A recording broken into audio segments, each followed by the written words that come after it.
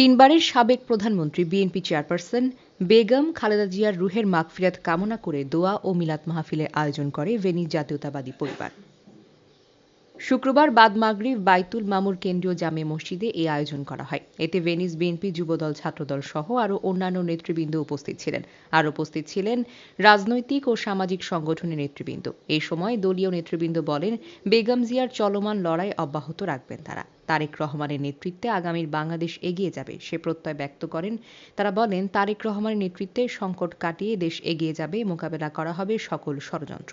এ সময় মরহুম বেগম জিয়া ও জিয়াউর রহমানের স্মৃতিচারণ করেন ভেনিস বিএনপি নেতৃবৃন্দ। দোয়া পরিচালনা করেন মাওলানা আব্দুল আজিজ। বাংলাদেশের তিনবারের সফল প্রধানমন্ত্রী, গণতন্ত্রের মা দেশনেত্রী বেগম খালেদা জিয়া ইন্তিকাল করিয়াছেন। ইন্না লিল্লাহি ওয়া ইন্না ইলাইহি রাজিউন। আমি সারা বিশ্বের সকল বাঙালি জাতির নিকট অনুরোধ করব, যাতে করে দেশনেত্রী বেগম খালেদার জন্য দোয়া মাগফিরাত কামনা করে।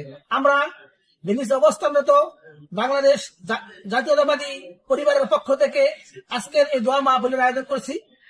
ইনশাআল্লাহ ভেনিসে অবস্থানরত দলবল নির্বিশেষে সকল বাঙালি মুসলমান ভাইয়েরা আজকের এই দোয়া মাহফিলে যোগদান করেছেন।